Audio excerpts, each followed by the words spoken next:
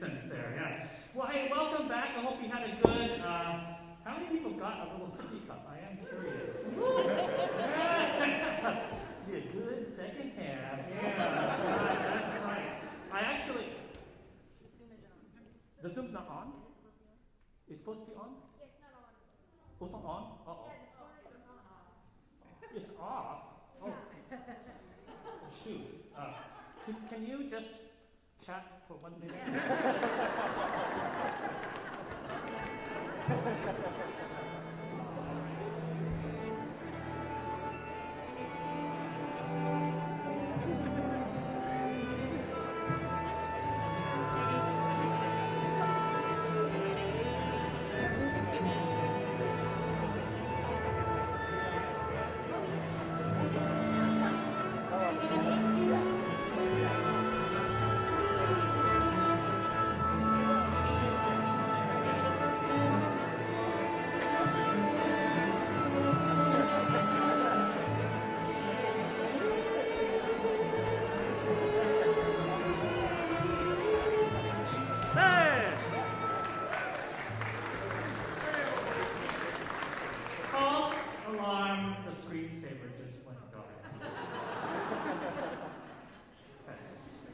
Welcome back to the second half. I'm so glad you could, you could come back. I actually told Town Hall ahead of time to get open both drinking booths. I think that helps. You're that kind of PSSO crowd. It's okay. Don't be ashamed about it and stuff. Well, hey, before we get on with the second half, I do want to say a few words of thanks to the folks that make this whole event possible. Can we please, we have, of course, board members and volunteers who do a lot of the back of the office sort of scenes, tickets, programs, ushering, things like that. Can we please give a round of applause to all the board?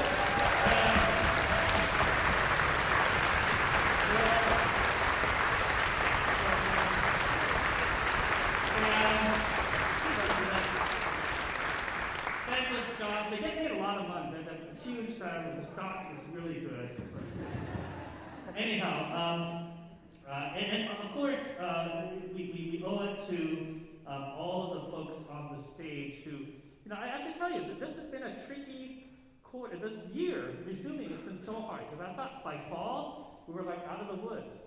And then somehow December, it's like, crap, what's this Omicron thing, right? And we really lucked out in that the peak of Omicron was right in between our concerts. So if we were maybe like a month or 6 weeks earlier, we'd have to probably cancel the concert. So I'm so appreciative of our orchestra members who took some risks and stuff. So could I please have the orchestra members stand?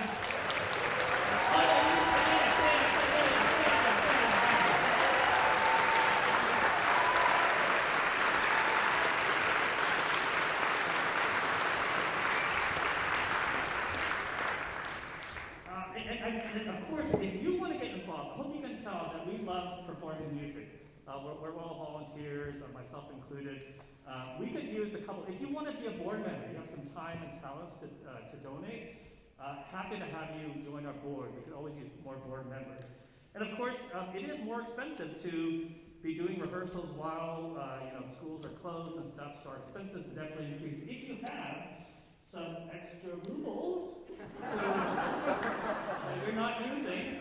Well, you have a lot of them. You need a lot of them to make a difference. I could take any of those rubles that you have sitting in your drawer. Sorry. I'm pretty sure I'm the only person that has rubles just randomly. Anyway.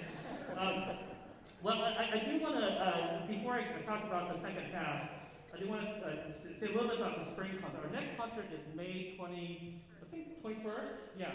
So, going to be right back here. Hopefully everything will still be copacetic and stuff. You may be asking what we're going to play.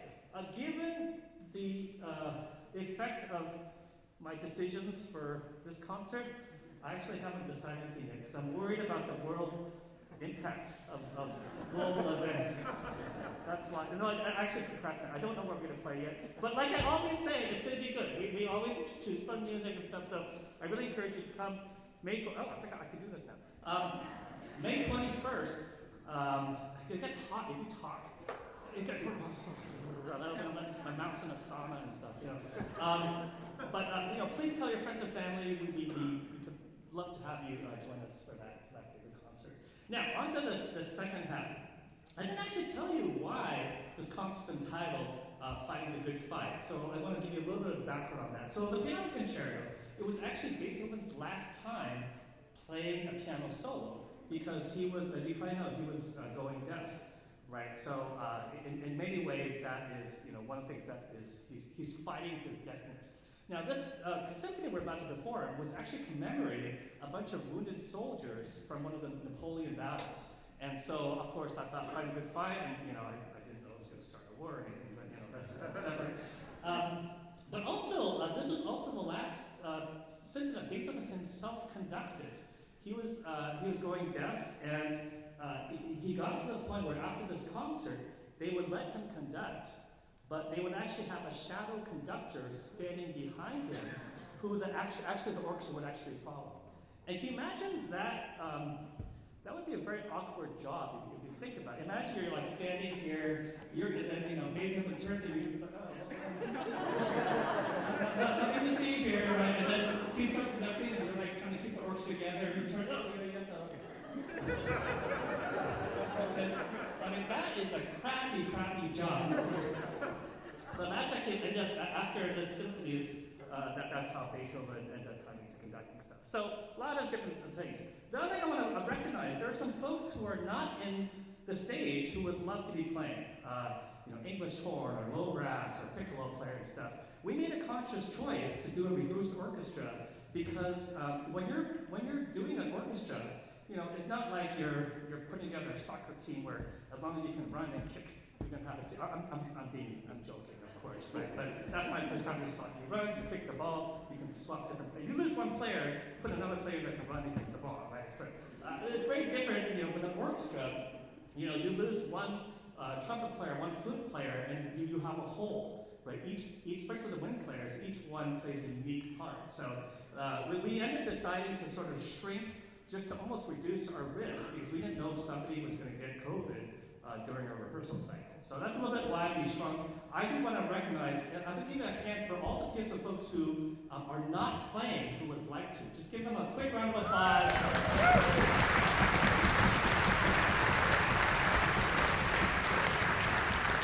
They took one for the team, and come spring concert, we're going to be back with a full orchestra. That's going to be really awesome.